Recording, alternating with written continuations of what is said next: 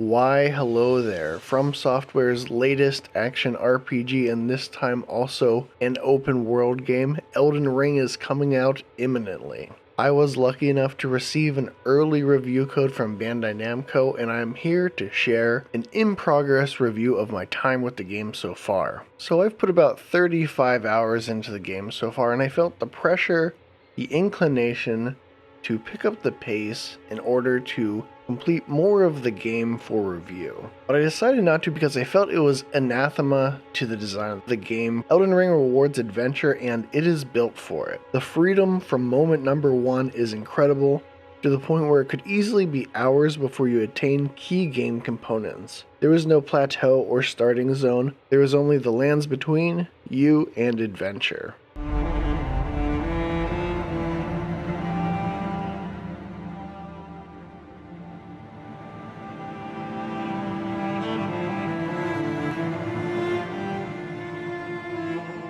I have played through two regions, probably the first two regions that most players will play through, and their associated castles containing a great rune that is your motivation to move through the areas in Elden Ring. And I'd like to look at the game through the lens of two facets that I know were important to Fromsoftware in development and were brought up often in interviews. And that is that Elden Ring is the culmination of a decade of experience making the Souls games, and that it is about having an adventure.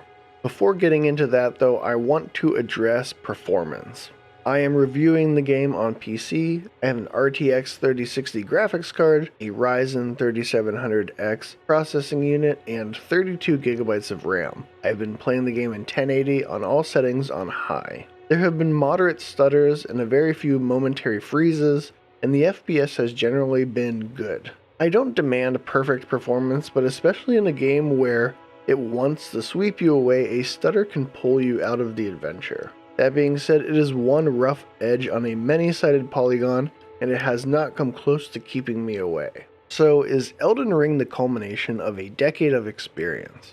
If you've managed to play and dislike the combat mechanics from From's games in the last decade, Elden Ring's combat probably won't work for you. But if you've clicked with pretty much any of them, Elden Ring has something to offer you. The return of dual-wielding weapon skills and a renewed viability of shields make it easy to fall into a playstyle that you're looking for from any of the Dark Souls games. And the addition of counterattacks after blocking, an expanded stance system, jump attacks, and charging spells gives all playstyles more tactical options than ever. Ashes of War make infusions and weapon skills customizable and flexible, and it adds an extra level of strategy to crafting a build, and it really breathes life into the weapon skills that I never felt compelling or mandatory enough to spend much time with in Dark Souls 3. Spirit summons are also another strategic component you can mess with and deploy tactically. You can bring in a summon at any point you want in a fight, so if there's a certain section where you are struggling or you want the help, you can bring in a summon at that point. Or you can bring in some spirit summons just because you're out in the world and you want to rumble with a rival gang in the lands between.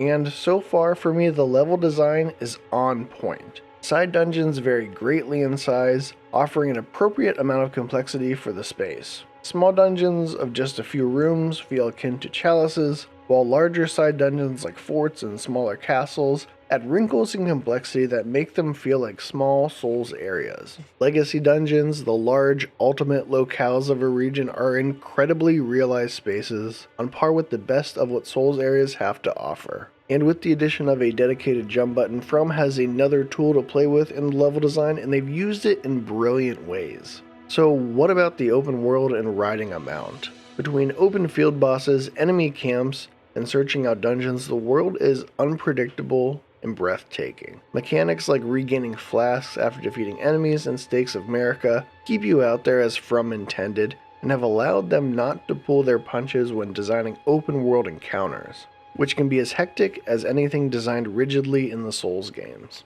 Crafting is one of the systems I haven't really engaged with much, but I can see it being more useful for more item-heavy builds like archers, and is ultimately another system you can engage with to the level you want. It is the refrain of playing how you want that gets at the best part of Elden Ring.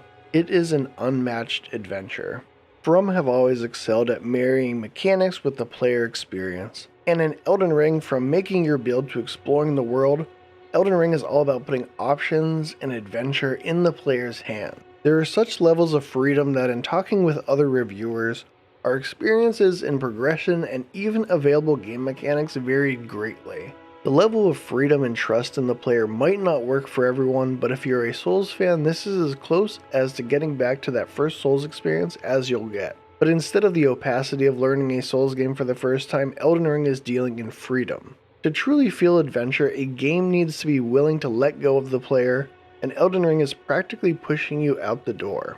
Sure, the subtle guidance of grace and landmarks suggests the way forward, but if you want to leave Limgrave ill-equipped, you can. The adventure has been so engaging to me that on multiple occasions I have set out with a goal in mind only hours later to find myself far from home, astounded by the sights and surprises. And I was unfettered by the game keeping me from getting into trouble and just letting me go into a place way out of my depth. And that's why this progress review feels to me to be the most genuine review I can give. Elden Ring is over the next hilltop, down the next cave, and at the peak of the next mountain.